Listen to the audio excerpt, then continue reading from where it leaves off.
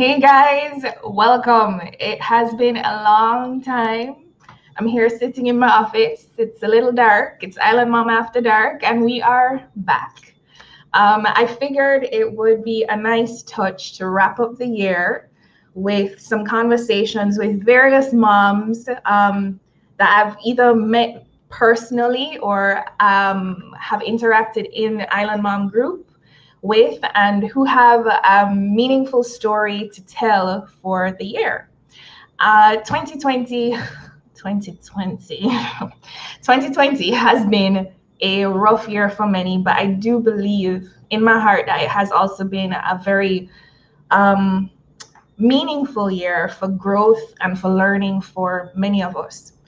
And I wanted to kick off our theme around 2020 year in review.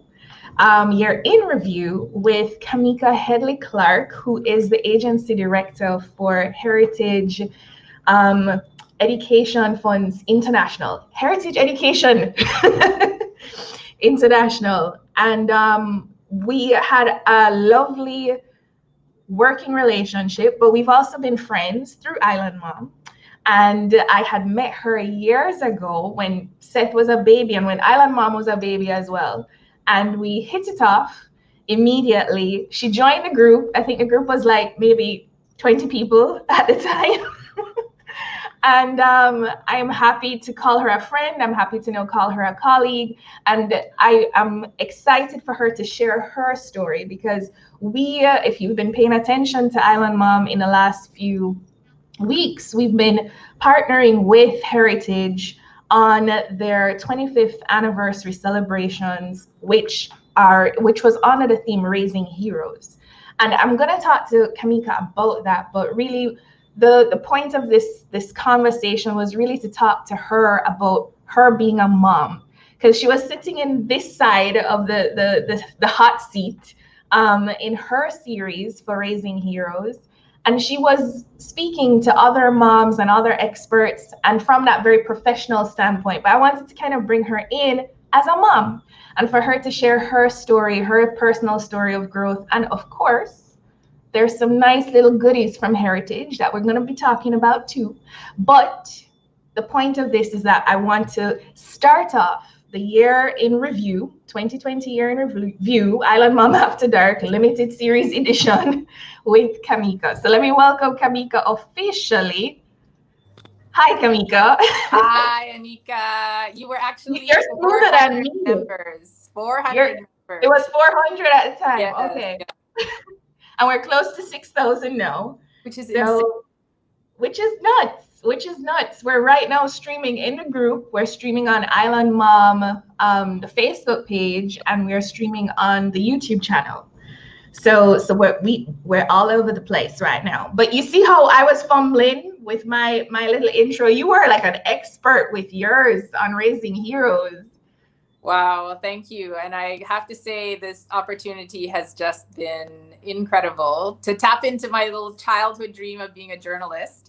I got to, really? When I grew, that's what I wanted to be when I grew up, was a journalist, and I got to live that through this process. So thank you very much. I really appreciate it. Well, you're a natural. So hopefully there'll be more Raising Heroes, but we'll get there. We'll get there. Well, I wanted to kick off the conversation with talking to you about you being a mom. Like what has been your experience? You're a mom of two boys. Mm-hmm. Xavier and Quincy. What has that journey been like for you? It's been interesting because we started, I say we, my husband Mark and I started our journey in Canada, and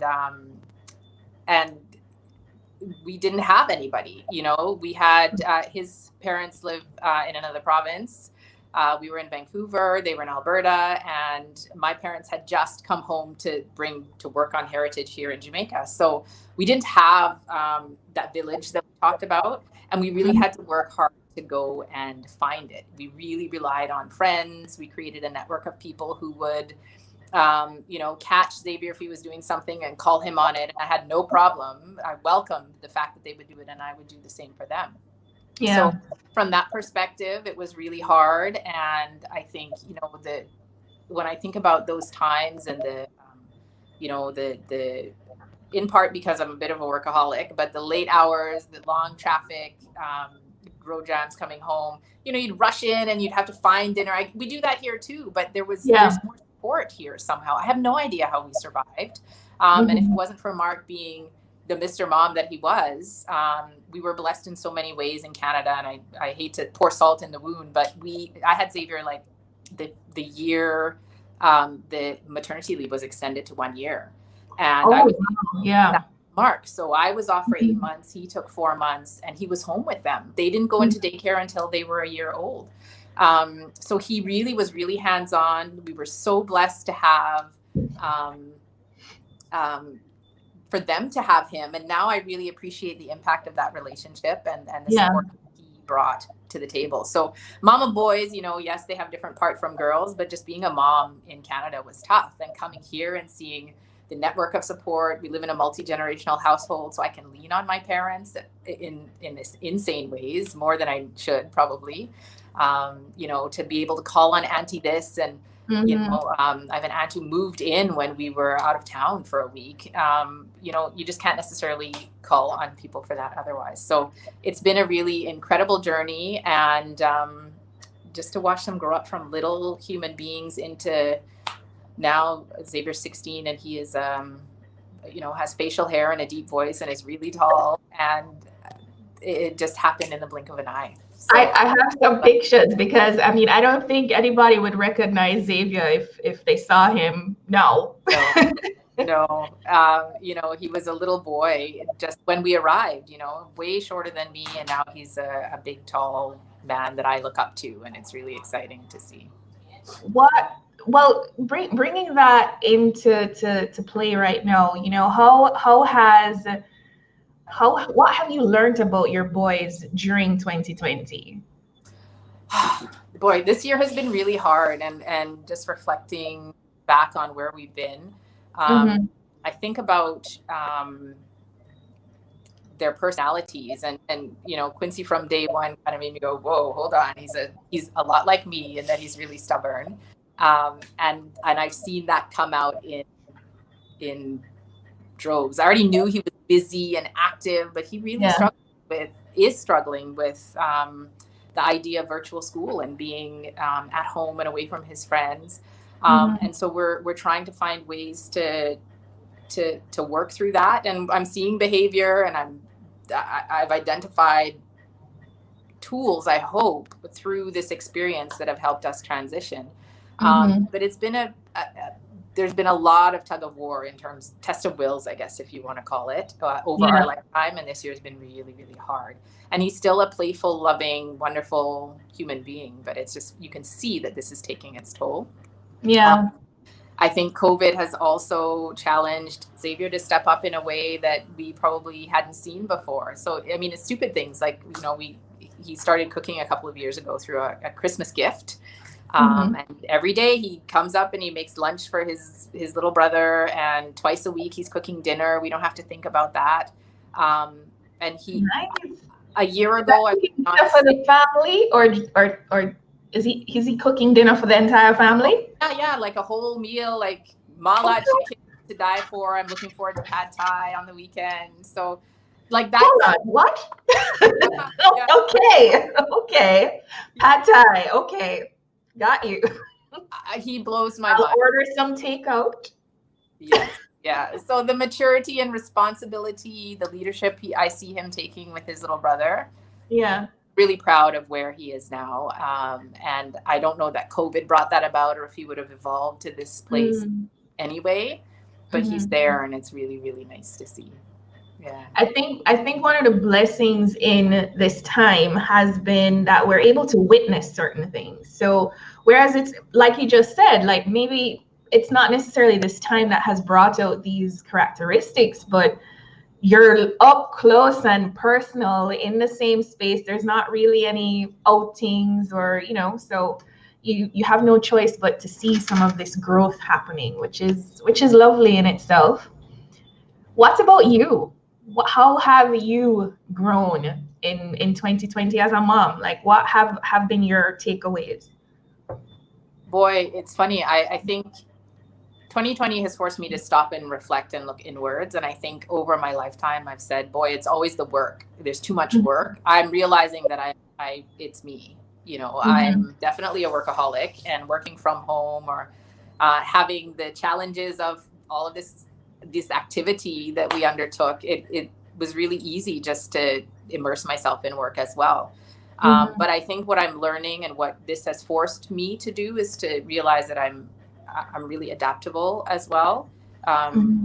It's stubborn, but I'm working to adapt. You know, we had to do all kinds of changes at work with the office and staffing and online system. Like, it was just complicated. But at home, we also had to adapt. And just in seeing challenges with behavior, I realized that I was listening and was tuning in a little bit. I don't think I give myself credit enough for that. But I could see that behavior may have been because of lack of time and attention. And so we instituted like tea time. And maybe that's why we're in a bumpy space right now, because we haven't had tea time in a while. But before bed, like chamomile tea, we sit down on the couch. We might play some games on the phone, but it's more, tell me about your day. What troubles are you having?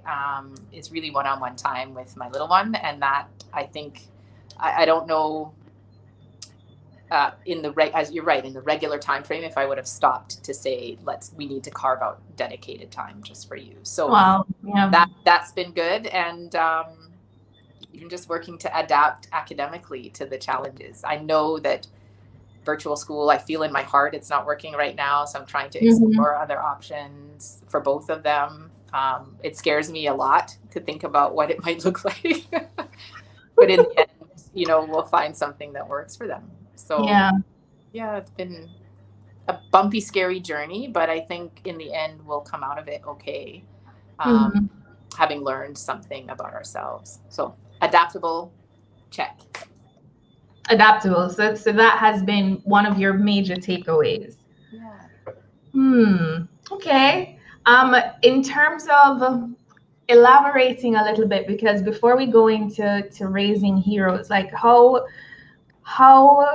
what has your personal journey, because I think a lot of the times as moms we get wrapped up in our own roles, so I know we get wrapped up as mom, and we get wrapped up as a business owner or systems manager or supervisor or whatever, wife, all of these roles, and we tend to define ourselves by these roles. What else has been a takeaway, or what have you seen differently in your own personal growth, separate and apart from these roles in 2020? It's funny, I could kind of go back to my origins a little bit. 7-year gap between my boys for a reason.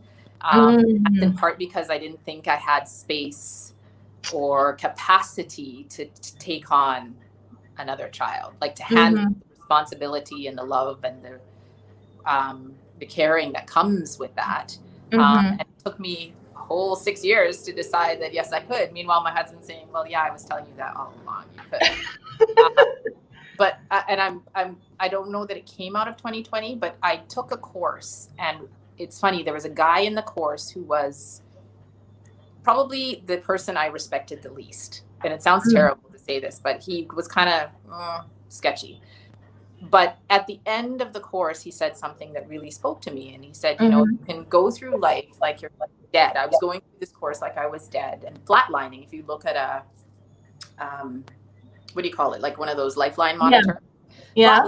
And he says, through this course, I've had all these ups and downs and like these breakthroughs and these aha moments. And he said, but even though I had all of these ups and downs, he says, at no point was I below the line. Like the line, I was dead. And at no point did I actually fall below the line. And that was like the penny drop for me when I went, oh, right. Okay. So having another kid would be really hard, but I will be okay. And it will be better. It won't be worse than how it is now. And that's how I see 2020 to be. Like it has been like this insanely wild ride. Yes, times have been slow and we've all had our challenges, but we're still above the line, and we're still thriving, and we're better for what we've been through, and we'll take that away into next year, and next year will be even better. Like, look at this, right? Like, I got to be a journalist. I got to ask questions, and we took heritage into the digital realm, which I've been trying to get you to work with us for years, and this is the key to making it all happen. And we've created amazing things as a result. So, you know, both personally and professionally, I think 2020 has been scary and really hard. Certainly at home, really hard. But in the end, I know we'll be better for it. Yeah. You know, one of my personal observations, I think, as a mom is I have realized that I need alone time to be a better mom. Yeah. And it was always something I would say before 2020, but that made it even more apparent when I work from home. I've always worked from home, but then inundated with not having kids at school for a few hours a day, and then not having any space where I can just mentally, okay, here's work, and, you know, focus on work. And then there were some amount of silos in place, but there are no silos right now. So I'm even struggling with that. But I think just in personal observations, realizing I need that space, and I need that space to thrive as well, and how much I actually enjoy working and escaping into work as well, has been a key observation for me. And I'm really interested in hearing from other moms in this year in review series around what their personal observations have been as well. But I love how you had spoken about, you know, we're never really below that line, which is very key, because I think overall a lot of us have been struggling, whether just overall overwhelmed, or, you know, we're trying to keep it together and juggling way too many balls at once. So I've chosen to choose my battles more wisely this year, I would say, and some things just have to be put one side. But one thing that had popped up was around the theme raising heroes, and I'm going to talk about heritage in terms of raising heroes in a moment, but just to speak to, I think, psychologically what our kids could be going through during this time. And there has always been the talk, or they'll watch shows, and, you know, there's the hero in the show, and I think it was very important that that theme of raising heroes came through loud and clear for heritage, because during this time, 2020, when things are rough and it is pretty scary, how do we transfer that meaning to our kids? Like, how do we convince them that they too can be heroes, and they don't have to wait until they're an adult to be a hero? So I'm curious, like, what does raising heroes mean? What does it mean to you personally before we go into the heritage side? Yeah. It's funny because I think when we have children, we just, you know, you sit and you look at the babies and you just think, okay, well, they're going to be something awesome, right? Like, you want them to be Einstein, or you want them to, you know, you kind of think that that's the epitome of what it is that they should want, and that maybe you want for them. Yeah. But I think as parents, we're nurturing human beings. You know, like, we're nurturing people who will create change in their immediate space, and maybe in how we perceive matter and space and time, but they are human beings.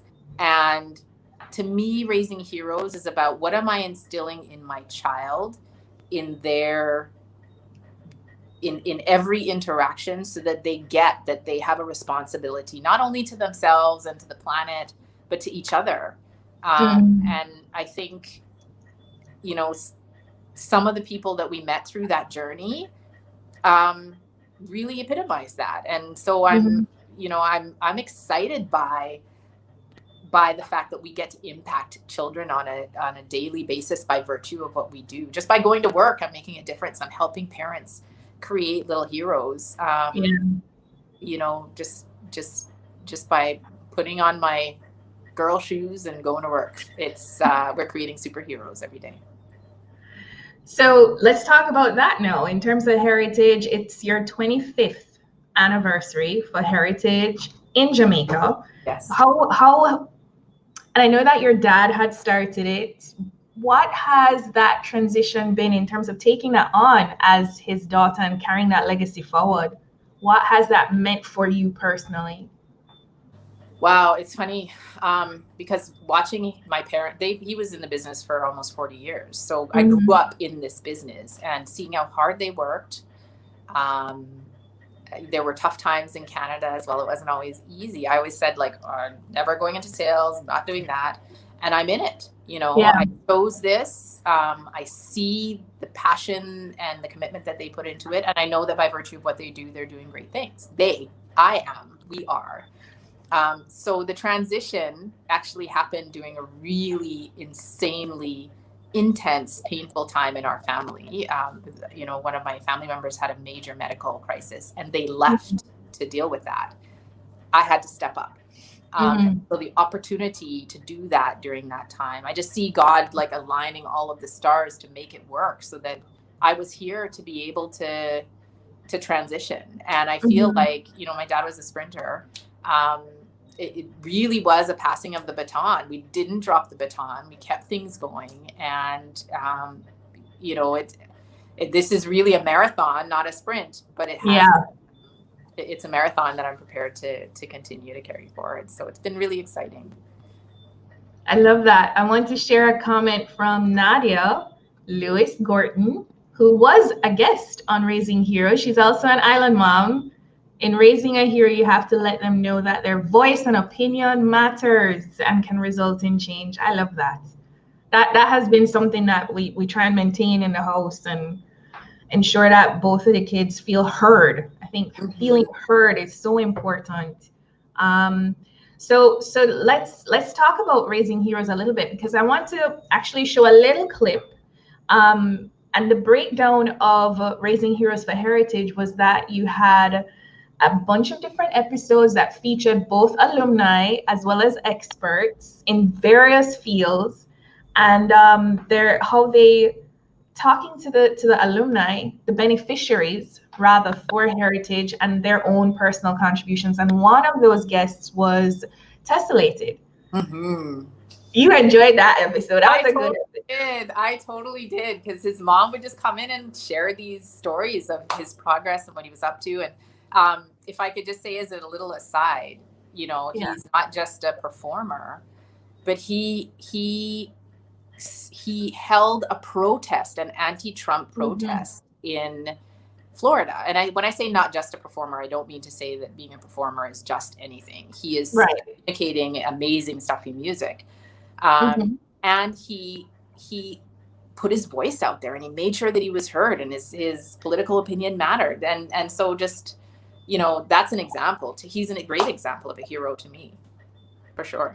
Let's play that short clip. It's actually with his dad. Many people know his dad very well. Dr. Jeffrey Meeks. Let me show that. It's something that I'd have told my earlier self when I just started Heritage, is that I'd have listened to Lindy a little bit more when he told me how much college was increasing in cost as the years went by. Okay, because what we started out, what seemed like a reasonable savings goal, of course, every year you can say, no, you need to be doing more and more and more. And some years I would listen to him and some years not. But I think that's something that Heritage is able to do that not everybody can, is that you're monitoring what's going on in the college funding market to a level that nobody else is doing it.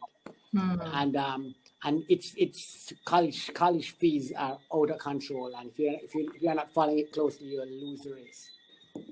Wow. Well, thank you very much for the plug. And it's great to know that, you know, not everyone can afford to save everything, but the fact that we can help you put the pieces in place early is really important as well.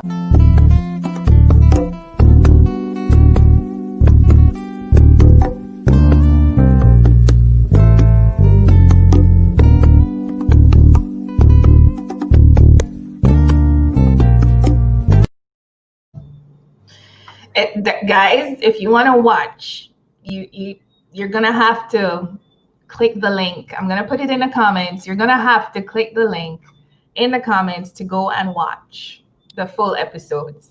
But I want to say, though, that we have there's a major giveaway, an entry, a public draw for a tablet. And the link that I actually put into the comments just now leads you to a landing page that has all the episodes for Raising Heroes and the information of how you can enter to win that tablet, courtesy of Heritage. But I wanted to talk to Kameka a little bit now, like based on you going through this journey with Raising Heroes and creating this series, what have you learned over this time?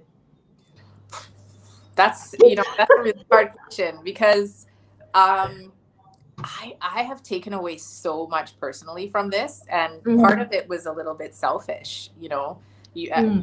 Feedback was like, oh, you're asking all these great questions, and I had some great questions set up by the team, but I felt like I wasn't equipped to get through this. If we're talking about nurturing our children and making sure that they are resilient and ready for anything that's ahead, I didn't think that I had the tools. And I wanted to make sure that we were getting those answers. So it's hard for me to pick just one thing. If I could give you 2 or 3. Yes, please, like drop some of those gems. Some of the gems that I took away, number one, I talked about behavior and a few meltdowns. The stuff that Trishan gave us around breathing. I personally really like the straw technique with the tongue and your nose. It just is so calming. We've shaken it out a few times when he's in the middle of just being upset.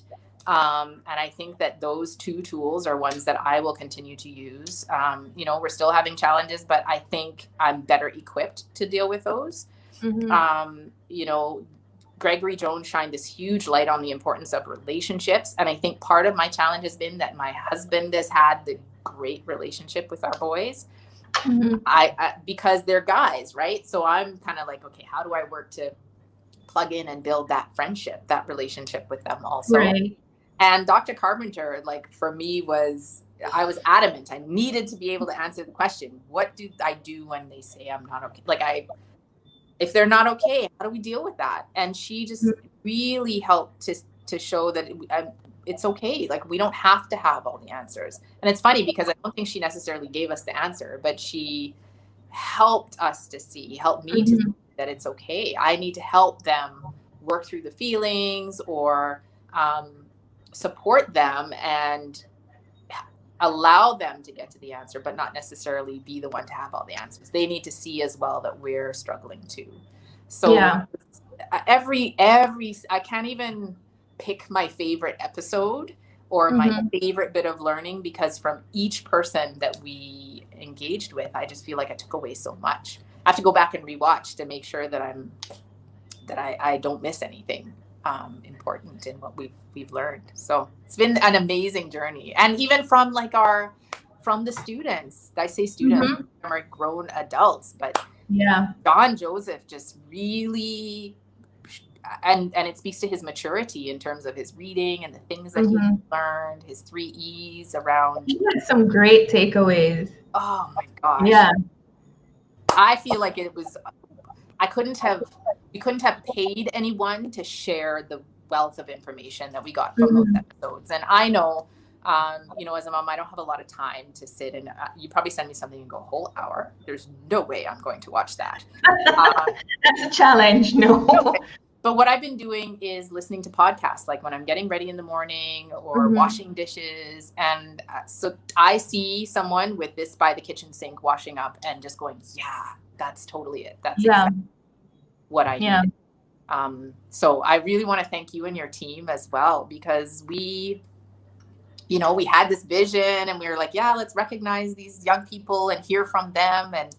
But the people that you sourced and brought in, they were magic. It was really I have to really, really big up the team because they worked really hard on it. And the experts that we brought in, they were phenomenal. And one of the major takeaways for Raising Heroes as well, and it's linked in the comments, is one, an online resource guide. So that's part one. And part two is actually contributing elements from all of these experts being compiled into a nice little workbook that you all can download. And this is all free courtesy of Heritage.